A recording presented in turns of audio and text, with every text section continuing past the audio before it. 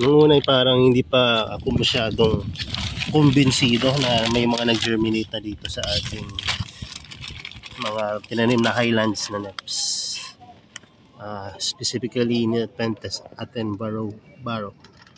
Tama ba pronunciation ko? Pero ayan, tama man o hindi matatanggi na marami na nag-germinate na Nepenthes seeds. Hindi ba? Ang dami na. Ayan. Sa mga susunod na araw, mas marami pa yan. At bukod doon, magtatanim na tayo ng additional na propagation dahil gusto natin magkaroon ng highlands na Nepenthes na acclimated dito sa lowland condition. Kasi kahit ako, kung bibili ako ng halaman, gusto ko yung acclimated na or mas matibay na.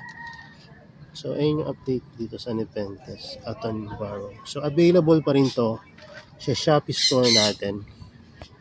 May budget man kayo o wala, meron tayong inihanda doon na package sa inyo mula from 250 pesos up to 750, depende kung gaano karami yung kailangan nyo at depende rin sa budget nyo.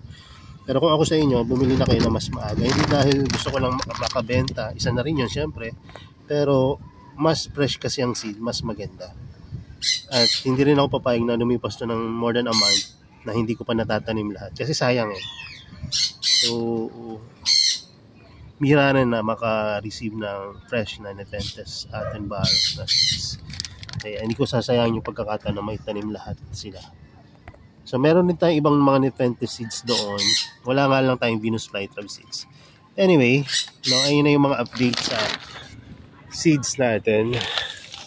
At ito naman yung update sa ibang mga propagation natin. Ayan. Marami nang nag-germinate or nag-strike sa mga propagation natin. Noong una parang wala lang. Pero ngayon ay nandito na. Pasensya na. Ayan o. Tumubo na. Tapos ayan. Yung mga piliformis na tayong baby. So, ganoon lang. Maganda mag-propagate kayo pag walang ginagawa. Sipagan natin para maganda yung itsura ng growing area. Yung iba pag maliit yung growing area, pagka sobrang dami na ng propagation, sabi na parang damo na sir na ano na, kumbaga kumalat na, para na daw invasive species. Sabi para sa akin naman okay lang basta healthy naman yung mga plants mo. Pero pagka may mga problema na yun na mahirap, tulad na limbawa ng peste, algae at kung ano pa.